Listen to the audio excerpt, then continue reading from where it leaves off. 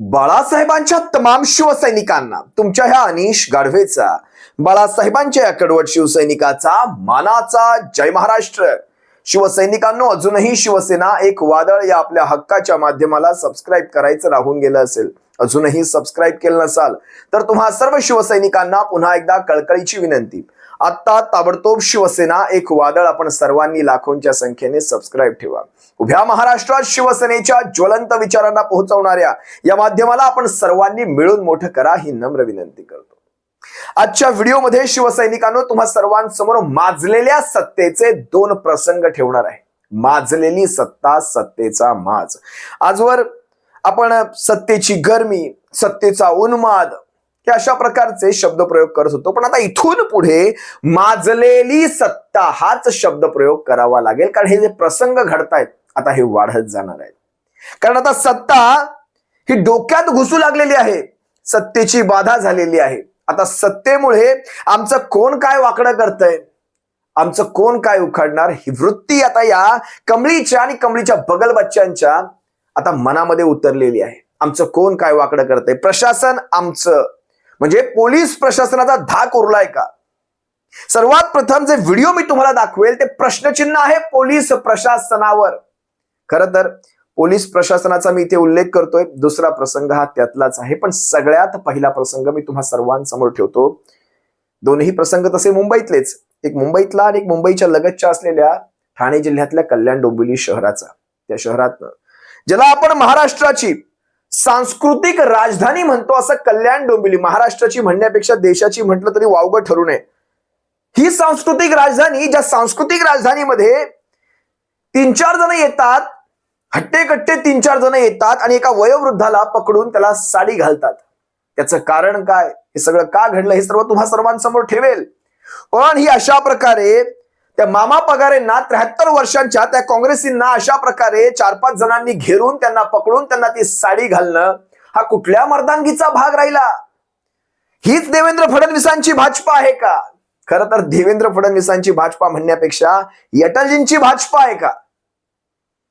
कारण हे अशा प्रकारचं कृत्य, हे अशा प्रकारची वर्तवणूक डोंबिवली सारख्या शहरातून जर होत असेल तर विचार करा, या शहराला आता सांस्कृतिक राजधानी म्हणायची का? काय घडलं नेमकं जरा पहा।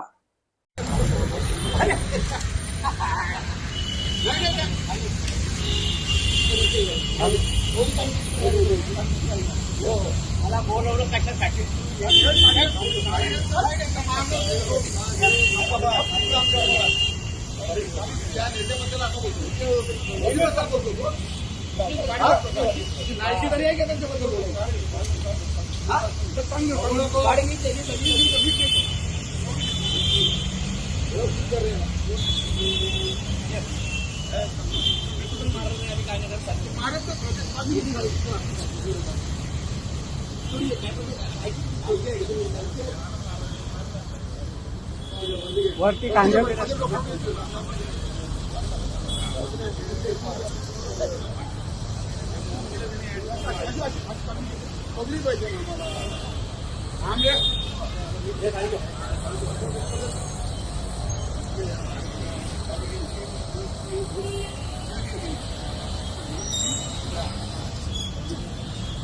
या व्यक्तीने मोदीजींना साडी नेसवली होती आणि तो पोस्टर त्यांनी तुमच्या फेसबुकला आणि व्हॉट्सअपला ठेवला होता।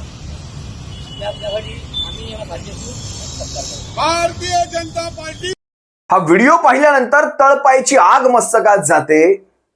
डोंबिवली सारख्या महानगरात ही असली चित्र आता पाहायला मिळणार आहेत। मी विचार करतो, नेपाळमध्ये हे सगळं का घडत असेल बरं? काय एवढी जनता उद्विग्न झाली असेल सरकारच्या विरोधात? काय एवढी जनता रस्त्यावर उतरत असेल? तरुण काय एवढे रस्त्यावर उतरत असतील? काय एवढे सत्ताधाऱ्यांना त्यांनी रस्त्यावर पळवून पळवून बदललं असेल? का हे सगळं का घडलं असेल? नेपाळमध्ये हा सगळा उद्रेक हा असा एका दिवसात झालेला नाहीये। हेच असे लहान लहान लहान लहान प्रसंग आणि त्या सगळ्याचं परिवर्तन शेवटी अशा क्रांतीमध्ये होत असतं। लक्षात घ्या, आज हा माज हे काही वेगळं नाहीये। त्या इस्लामी राष्ट्रांमध्ये काही त्या ISIS सारख्या संघटना, विचार करा ना, तिकडेही असंच त्यांच्या विचारधारेच्या विरोधात जो जाईल, त्यांच्या दिलेल्या नियमांच्या बाहेर जो जाईल, त्याला भर रस्त्यात अशा गोळ्या घातल्या जातात, त्यांची मुंडकी कलम केली जातात. फरक काय आहे मला सांगा ना, ह्याच्यात आणि त्याच्यात फरक काय आहे? आज साड्या घातल्या जात आहेत, उद्या कपडे काढून घेतील, काय करायचं? यांच्या विरोधात बोललं तर तुम्हाला साड्या घातल्या जातील, तेही भर रस्त्यात, कसलाही कशाचाही प्रशासनाचा नाही, पोलीस प्रशासनाचा नाही. कारण ह्यांनी स्पष्टपणे म्हणतात आमचा बॉस सागर बंगल्यावर, आमचा बॉस शेवटी काय आहे? गृहमंत्री आणि गृहमंत्रालयाच्या अंतर्गत येणारं पोलीस प्रशासन. यांचा धाक जरब वचक जर असेल तर हे असले प्रसंग तुम्हाला दिसले असते का? आज 70 वर्षांची काँग्रेसची सुद्धा म्हणजे 70 वर्षांचा काँग्रेसचा कार्यकाळ आपण ऐकला. म्हणजे साधं जर बोलायचं गेलं तर 24,000पर्यंतच 70 वर्ष लागली सोन्याला 24,000पर्यंत पोहोचण्यासाठी. 70 वर्ष आणि 24,000वरून मला वाटतं 1,00,000भराचा रेट चालू आहे सध्या, 1 लाखाचा काहीतरी, मला माहित नाही आताचा रेट काय आहे. पण 10 ते 15 वर्ष लागली त्याची 5 पटीने किंमत वाढण्यासाठी, 4 ते 5 पटीने किंमत. हा सगळा फरक आहे, हा फरक आहे सगळा.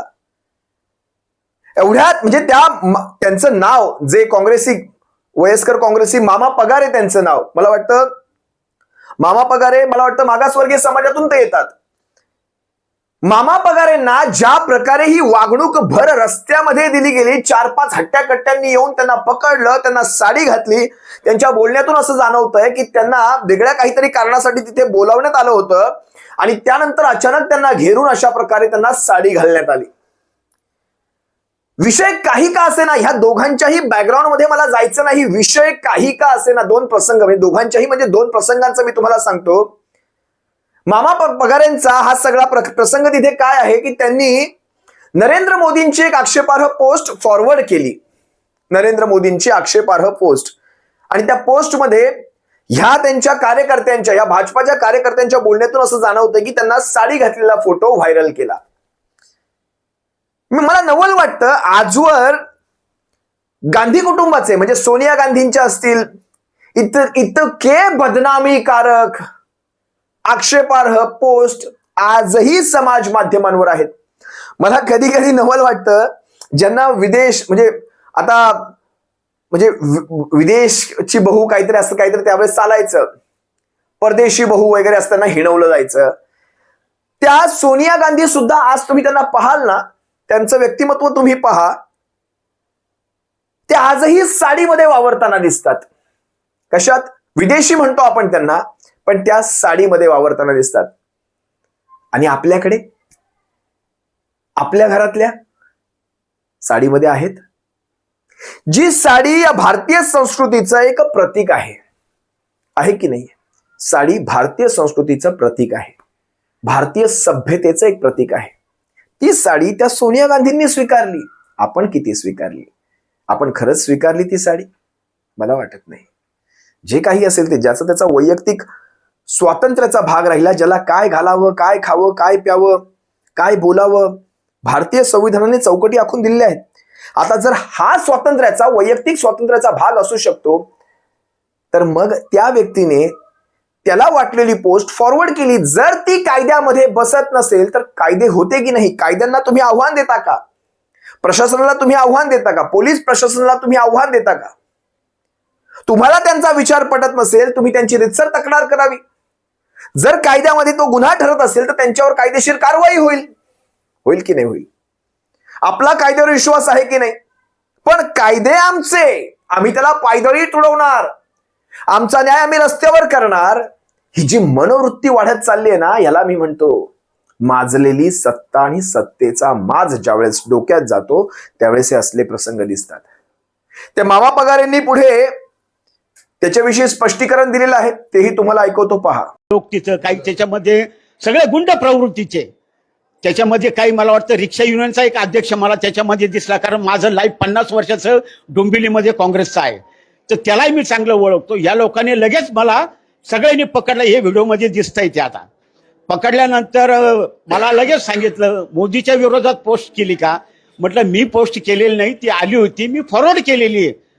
अवकात आहे का महार समाजाची पोस्ट व्हायरल करायची? तुझी अवकात आहे का? म्हटलं माझी अवकात जरी नसली तर मी पट्टर काँग्रेसचा कार्यकर्ता आहे. म्हटलं कार्यकर्त्याच्या भूमिकेतून मी फॉरवर्ड केली, तुम्हाला काय करायचं ते करा. नाही बघतो आम्ही तुझ्याकडे, तू एकटाच इथं काँग्रेसमध्ये जास्त नाचतो म्हणे, डोंबिवलीमध्ये तुझी जास्त वळवळ आहे. अरे म्हटलं मी कट्टर काँग्रेस कार्यकर्ता आहे आणि तुम्ही जे करताना हे योग्य नाही म्हटलं. हे बघा, हा तुमचा प्रदेशचा अध्यक्ष डोंबिवली शहरात राहतो, तुमच्या प्रदेश अध्यक्षांनी तुम्हाला हे आदेश दिलेत का एका ज्येष्ठ पदाधिकाऱ्याला या अशा प्रकारे हॅरेसमेंट करायची? म्हटलं हे बघा, मी मरल पण काँग्रेसची भूमिका ताठरपणाने मी तुमच्याकडे मानेन. तुम्ही साडी नाही, तुम्ही काही करा, पण मी तुमच्या या गोष्टीला विरोध करणार म्हणजे करणारच म्हटलं, मी सोडणार नाही. तर त्याच्यात पाठीमागून एक मला म्हणतो, जास्त महार समाजाला झाला का अवकात आहे का तुझी मोदीच्या विरोधात बोलायची? म्हटलं माझी अवकात नाही, तुमची अवकात काय? तू आज सगळीकडे सांगता सबका साथ सबका विकास, हा माझ्या एकट्याचा अपमान नाही, माझ्या बहुजन समाजाचा अपमान त्यांनी भर सोशल मीडियावरती केलेला आहे. त्यांच्यावरती अॅट्रॉसिटीचा गुन्हा दाखल झालाच पाहिजे, हीच भूमिका. मी प्रदेश अध्यक्ष असतील, आता त्यांचं माझं बोलणं झालं, त्यांनी सचिन पोटे बोलले, जिल्हाध्यक्षाशी बोलले, त्यांनी मला सांगितलं मामा पूर्ण काँग्रेस अख्खा ऑल इंडिया काँग्रेस कमिटी तुमच्या पाठीशी, तुम्ही एक ज्येष्ठ नेते डोंबिवलीमधले आहात, नावाजलेले आहात. मी राष्ट्रीय पुरस्कार मी घेतलेला आहे लोकसभेच्या माजी सभापती त्यांच्या हस्ते. डोंबिवलीमध्ये 2005चं माझं कार्य पूर परिस्थिती होती, त्या टायमाला मी मला सांगा, इतक्या वर्ष तुम्ही राजकारणामध्ये आहात, वैचारिक मतभेद होत राहतात, मात्र आजचा जो तुमच्यावर ओढवलेला प्रसंग आहे याच्यातून नेमक्या तुमच्या काय भावना आहेत? नाही, माझ्या भावना हेच आहेत का तुम्हाला नसेल पसंत पडलं तर तुम्ही माझ्याबद्दल हे अधिकार तुम्हाला कोणी दिले? आता प्रश्न उरतो शिस्तीचा. पक्षांतर्गत शिस्त, भारतीय जनता पक्ष हा पक्षांतर्गत शिस्तीला प्रथम महत्व देतो. आता माझा प्रश्न आहे रवींद्र चव्हाणांना, भारतीय जनता पक्षाच्या प्रदेशाध्यक्षांना, त्यांच्या जिल्ह्यातनं, त्यांच्या शहरातनं, ज्या शहराचं रवींद्र चव्हाण प्रतिनिधित्व करतात त्या शहरातनं हे असलं कृत्य केलेल्या तुमच्या कार्यकर्त्यांवर रवींद्र चव्हाण आपण काय कारवाई करणार? पहिला प्रश्न. कारवाई होणार नाही होणार मला माहित नाही, पक्षांतर्गत शिस्त म्हटली जाते. पाहूयात ना पक्षांतर्गत शिस्त किती पाळली जाते भारतीय जनता पक्षामध्ये. एका 70-73 वर्षांच्या एका वयस्कर वयोवृद्धाला तुम्ही अशा प्रकारे घेरून, त्यांच्याविषयी तुमचा आक्षेप असणं स्वाभाविक आहे. कुठल्याही म्हणजे ह्या अशा प्रकारच्या मॉर्फ केलेल्या या अशा प्रकारच्या गोष्टींना कधीही समर्थन करणार नाही, आम्ही कधीही समर्थन करणार नाही. पण ज्या वेळेस विषय येतो तुमच्या भावना दुखावल्या गेल्याचा, त्यावेळेस इतरांच्या भावना ज्या दुखावल्या जातात त्याच्याविषयी काय? आज कित्येक चॅनल्स आहेत शिवसेनेवर फक्त घाणेरड्या प्रकारची चित्र तयार करून, त्यातलं एक विशेष चॅनल मी तुम्हाला सांगतो, शिवसेना नावाचं आहे. ही चॅनल सगळी आपल्या लक्षात आहेत. इथे बघा, हे सत्तेचे ताम्रपट आहेत ना, हे काही माणसं ही काही आयुष्यभर घालून आलेली नसतात. आपण पाहिलं 70 वर्षाची काँग्रेस सुद्धा 2014 साली खालसा झालेली आहे. 70 वर्ष राज्य केलेली काँग्रेस ज्यावेळेस 14 साली खालसा झाली, याचा अर्थ हाही होतो की तुमचा जो कार्यकाळ हाही काहीतरी आलेख असा असा असा असा जातो. ज्यावेळेस तो एकदा असा देखील येतो त्यावेळेस या साऱ्या गोष्टी सर्वांसाठी लागू होतात. समजतंय मी काय म्हणतोय ते? ठीक आहे, जाऊ द्या. अनेक गोष्टी असतात, काही गोष्टी इथे ठेवायच्या असतात, काही गोष्टी इथे ठेवायच्या असतात. हा काळ वेगळा आहे, काळाप्रमाणे आपण चाललोय, हा काळ वेगळा आहे. पण एका गोष्टीचं मात्र आजही अभिमान वाटतो, आजही सत्याच्या बाजूने उभे आहोत, निस्वार्थ उभे आहोत. पैशाच्या बाजूने नाही, आम्ही सत्याच्या बाजूने उभे आहोत. आम्ही तत्वांनी लढतो, आम्ही तत्व सोडली नाहीत. तत्व सोडली असती, पैसा गोड लागला असता, आज पलीकडनं असतो हिरव्या गवतामध्ये, आज सुकलेल्या गवतामध्ये नसतो. लक्षात घ्या. जे काही असेल ते तुम्हाला दुसरा प्रसंग दाखवतो या माजलेल्या सत्तेचा. आपण हा प्रसंग कालपासून पाहताय. एक तक्रारदार पोलीस स्टेशन मध्ये जात आहे तक्रार करण्यासाठी. तक्रार घेतली जाते, नाही घेतली जाते, बॅकग्राऊंड काय आहे मी पुन्हा बॅकग्राऊंड मध्ये जाणार नाही. कारण बघा, राजकारण हे असं क्षेत्र आहे आणि पोलीस प्रशासन हे असं क्षेत्र आहे जिथे डोक्यावर बर्फ ठेवावा लागतो, जिभेवर साखर ठेवावी लागते. दोन्हीकडे पोलीस प्रशासनात देखील आणि राजकारणात देखील पेशन्स तुमचा फार महत्वाचा आहे. संयम म्हणतात त्याला, तो फार महत्वाचा आहे, पेशन्स.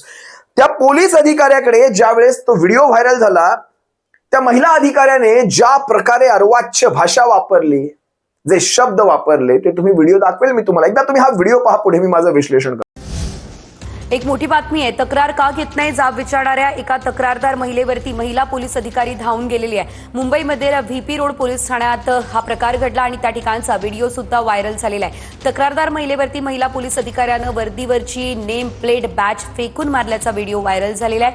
पोलीस उपनिरीक्षक दुर्गा खर्डे असं या महिला अधिकाऱ्याचं नाव आहे. प्लीज आप चिल्ला रहे हो, कितने क्लास से बोले आप चिल्ला रहे हो, डोंट बिहेव योरसेल्फ, गाली ना दो, गाली किसको दे रहे हो? झालं आता एक मिनिट क्या देखा वो बहुत फ्रस्ट्रेटेड अपने बघा एक मिनिट देखिए ना मेरे आंख में लग सकता था इसलिए दिया नहीं